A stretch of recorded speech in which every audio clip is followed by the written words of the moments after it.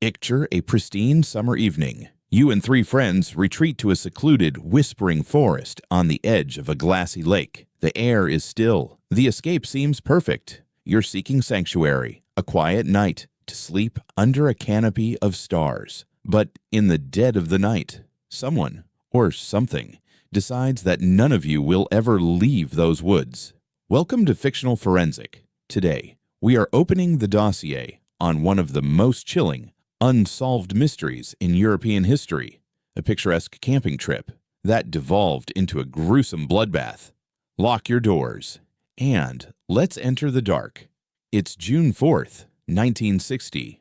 The landscape of southern Finland is lush and deceptive.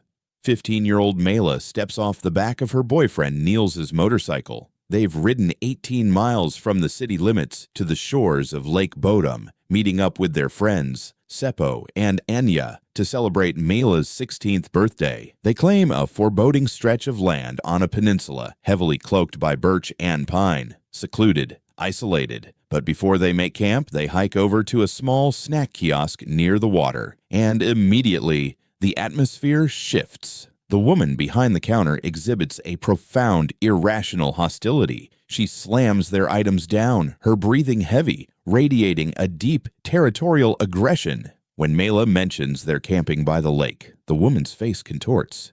"You better set your tent up as far away from here as possible," she hisses. She aggressively turns them away, screaming about teenagers trespassing on her domain. The boys brush it off as the ravings of a bitter local. But Mela, she feels a cold knot of genuine dread forming in her stomach. Pushing the strange encounter from their minds, the teens erect their canvas tent between two birch trees. They swim, they talk, and they linger by the water. Because it is early summer in Finland, the sun refuses to fully set. This is the phenomenon of the white night.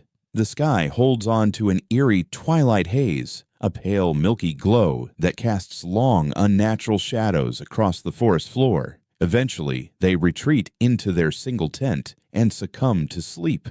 Fast forward to the darkest hour.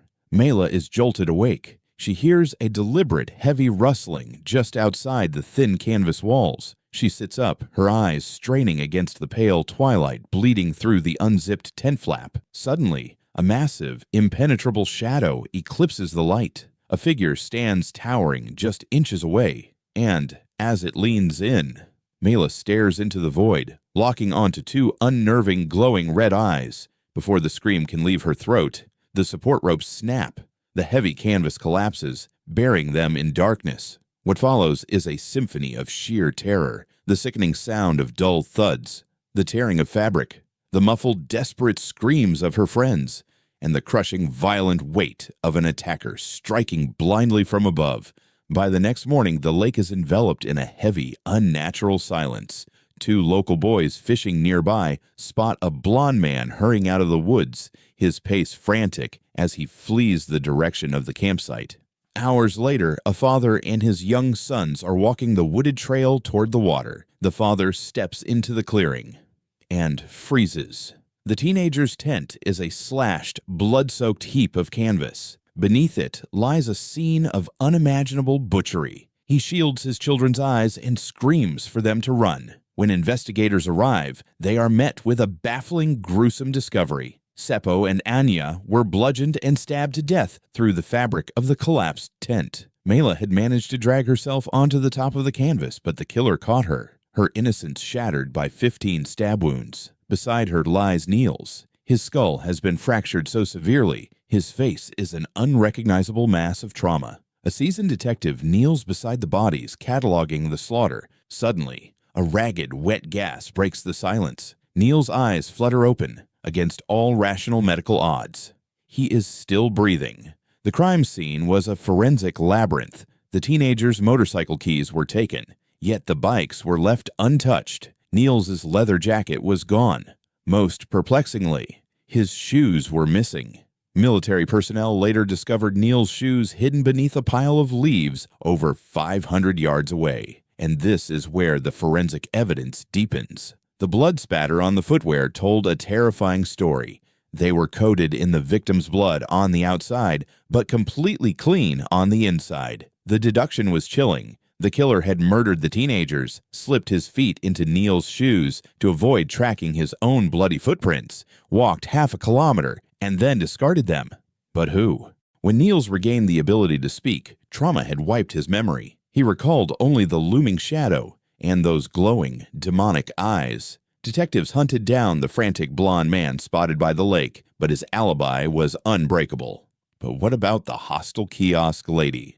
Investigators looked into her husband, Carl. Carl was a violently territorial man who harbored a pathological hatred for campers. He was known to stalk the woods in drunken rages, severing tent ropes and hurling rocks at sleeping travelers. 9 years after the massacre, Carl sat drinking with a neighbor and coldly confessed.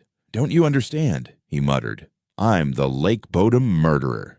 The very next day, Carl's lifeless body was pulled from the lake. A supposed suicide. The file seemed ready to close. A guilt-ridden, violent local had finally met his end. Or so the public believed. Fast forward 44 years to a cold morning in 2004. Prosecutors drop a forensic bombshell that stuns the nation. They arrest a 62-year-old bus driver for the savage murders of Mela, Seppo, and Anya. The suspect, Niels, the sole survivor. The prosecution presented a chilling new narrative, contrasting the image of the tragic victim with that of a calculated killer. They argued that a bitter, jealous conflict over Mela drove Niels into a psychotic rage. He methodically slaughtered his friends, slipped off his blood-spattered shoes, and hid them to fabricate the illusion of an outside attacker. Then, in a final act of desperate self-preservation, he brutally bludgeoned his own face with a rock to blend in with the dead. But inside the courtroom,